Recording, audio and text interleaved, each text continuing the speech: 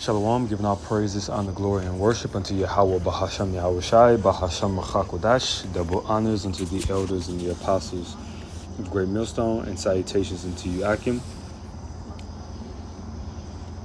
This is inspiration from the Apostle Tahar, who was inspired by the Apostle Gabar in his Daniel the 12th chapter visitation.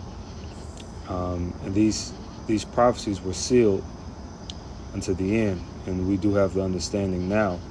But I believe he was putting some information in ChatGPT, Pastor Hall was, and he asked them what was the Great Millstone stance on certain prophecies in the book of Daniel, and they said they didn't have that information. It wasn't public, which the information is there. We have various videos of the multitudes of brothers doing various lessons on diverse chapters of the book of Daniel.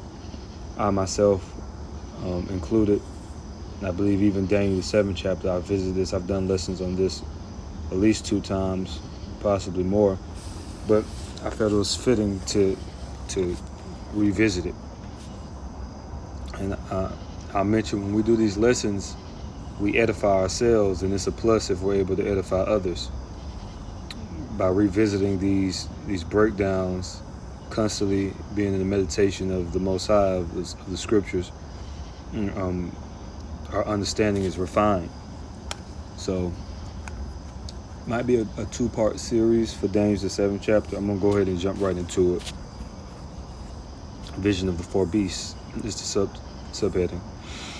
Verse 1: in the first year of Belshazzar, king of Babylon. Belshazzar is of the Nebo dynasty, of the descent of the Ashur. He was an Assyrian, a king of Babylon. Not the Assyrian Empire, but the Nebo dynasty, which is the Babylonian Empire. But he's the successor of Nebuchadnezzar. Continue to read. It says, Daniel had a dream and visions of his head upon his bed. Then he wrote the dream and told the sum of the matters. Verse 2: Daniel spake and said, I saw in my vision by night, and behold, the 4 winds of heaven strove upon the great sea. And 4 great beasts came up from the sea, diverse one from another, because these 4 beasts are 4 distinct empires, different empires that would succeed each other. Verse 4, the first was like a lion and had eagle's wing, and that's what you call a griffin, and that was the Babylonian Empire. The eagle's wings represents the Assyrian Empire, and the lion represents the Babylonian Empire. It says, I beheld till the wings thereof were plucked, which was the fall of the Assyrian Empire. It says, and it was lifted up from the earth and made stand upon the feet as a man, and a man's heart was given to it. Right, wisdom. Speaking of the wisdom of the ancient Babylonian Empire, that's where you get the Chaldees from. Verse 5, it says, and behold, another beast, or Chaldees, or Chaldeans, however you want to say it, Chaldeans. Verse 5, it says, and behold, another beast, a second, like to a bear. And who succeeded the Babylonian Empire? It was the Medo-Persians. All right, and the bear represents the size of this empire and the size of the military. The Persian Empire had the greatest military the earth had ever seen. When they marched to Hellas, or to Greece, it was, I believe it was 2 million people, 2 million people army. It says, and it raised up itself on one side, and it had 3 ribs in the mouth of it. And that's when it conquered those key city-states that were formerly under Babylon, which is Babylon, Lydia. It was the city of Babylon, Lydia, And see, this is why we revisit this stuff. It was Lydia, Babylon, and Egypt. All right, it conquered Egypt under Cambyses. All right, which Egypt isn't necessarily a city-state. That's what kind of confused me. But Egypt itself was a province. It's considered a province. You had key cities in Egypt, but it was Egypt, Lydia, and Babylon. All right, let's continue to read. The mouth of it between the teeth of it, and they said thus unto it, arise, devour much flesh. And they did that through military might. Verse 6, after this I beheld, and lo, another like a leopard. And so the successors of the bear, or the Persians, Medo-Persian Empire, were the Greeks. And the leopard represents Alexander the Great, being the chief of the Greeks. It says, which had upon the back of it 4 wings of a fowl, which are speaking of Alexander, chief generals and friends, all right, which was Ptolemy, Cassander, Ptolemy, Cassander, Seleucus, and Lysimachus. All right, these were those 4 wings of a fowl.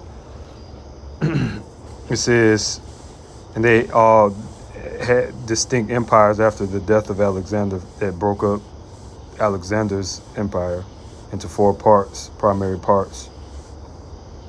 It says, the beast also, the beast had also 4 heads, and dominion was given to it. And the 4 heads are speaking of the different dynastic rulership and provinces, as I mentioned just earlier, that come from those four wings, which were the 4 generals. You get the Ptolemaic dynasty, you get the Seleucid dynasty with the different Antiochus. You had multiple Antiochus. That's why I said different Antiochus. All right. It says, verse 7, after this I saw in the night visions, and behold, a 4th beast. That 4th beast who succeeded the Greeks was the Roman Empire. Dreadful and terrible and strong exceedingly. And it had great iron teeth, speaking of the military might of the ancient Roman Empire. It devoured and brake in pieces and stamped the residue with the feet of it. The residue is speaking of the remnant that was left in Judea in 70 AD. And that's speaking of when they marched on Jerusalem. And it was diverse from all the beasts that were before it. How was it diverse from all the beasts that came before it? Well, the Romans did not have a succession via from a monarchy perspective of heir.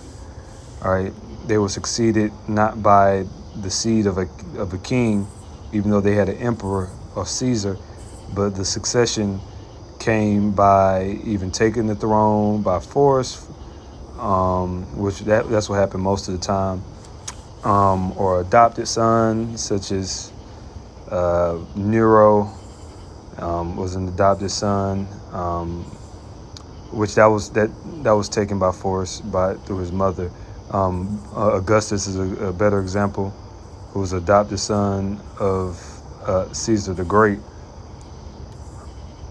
All right, otherwise known as Julius Caesar.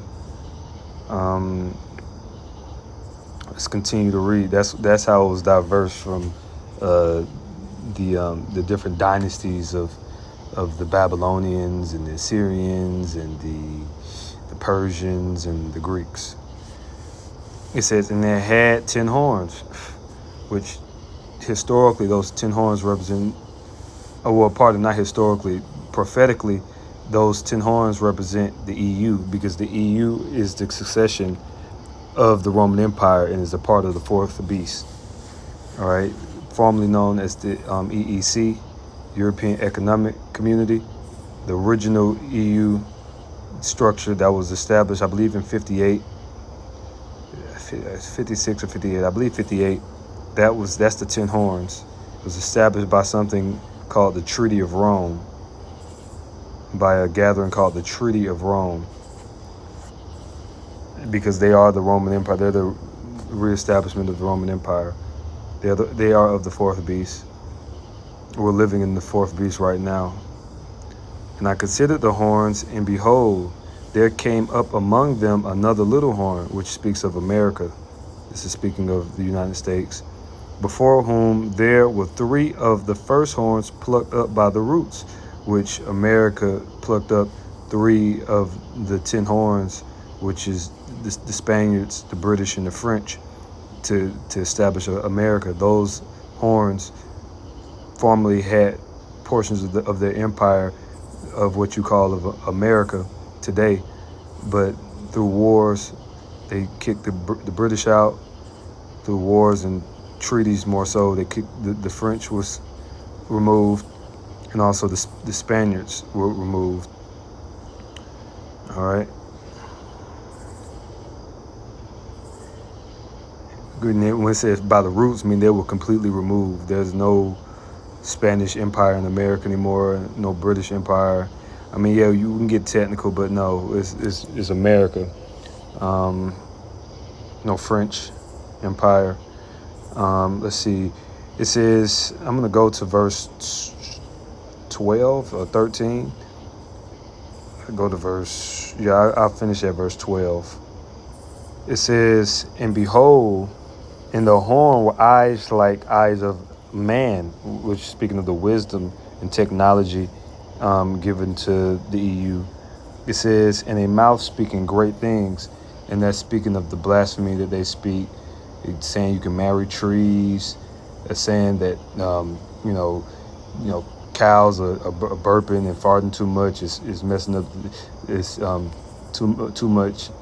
They're messing up the ecosystem. Just saying a man can marry a man, and all other type of blasphemy that they speak, saying that they are God. They depicted the image of the Messiah after their image and their likeness, pushing the charagma system. So it's great things. It says, verse 9, I beheld till the thrones were cast down, and the Ancient of Days did sit, which is speaking of Yahweh. All the thrones are going to be cast down when Yahweh Shah returns. He's going to take the rulership from the heathens, whose garment was white as snow, and his hair of his head like the pure wool. All right, which because the Heavenly Father has woolly hair, just as what you call today African Americans. All right, because they are the tribe of Judah. All right, just as Israelites. All right, and the whiteness of his garment represents purity. Actually, I'm curious of that. I know it's Labawana in the ancient. It's Daniel, so it's Aramaic. So if it's the same word, it's Khawar. They use the term Khawar for white. Khawar. Okay. White. Well, that represents purity. It's only used one time in the scriptures. But anyway.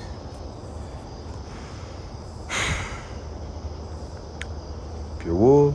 It says, his throne was like a fiery flame, and his wheels as burning fire. All right, going into the chariots. It can appear and materialize as pure fire. Which those are the vehicles of the Heavenly Father, and the vehicles for his angels. A fiery stream issued and came forth from before him. Thousands ministered unto him, which are the angels, and 10,000 times 10,000 stood before him. The judgment was set, and the books were opened. All right, and we have the understanding of these books through the sacrifice of Yahushua. Verse 11, I beheld then, because of the voice of the great words which the horn spake, I beheld even till the beast was slain. Right, and the beast will be slain by the Messiah, Yahushua. When he returns from the heavens, he's going to take out EU and NATO and all the other heathens. And his body destroyed and given to the burning flame. Right, because EU and NATO, including America, are going to be destroyed by thermonuclear missiles, and also the concentrated fire that's going to proceed out of the vehicles of what you call spaceships, UFOs, which those are the vehicles of Yahushua and the angels. Verse 12, as concerning the rest of the beasts, they had their dominion taken away, yet their lives were prolonged for a season and time. Right, so the dominion of the beasts, the rest of the beasts, which are the other nations, their dominion will be taken down as well. All right, but they're not going to be destroyed like the Edomites. Essentially, the Edomites are going to be completely destroyed. Anyway, this perfect time, and I'm going to go ahead and okay, perfect. Anyway, I was going to wrap up this lesson now, so I'll do a part 2, Lord willing. So, giving all praises, honor, glory, and worship to Yahweh Bashem Shah. Once again, double honors into the apostles and elders of Great Millstone, and salutations into you, Akim, Shalom, and keep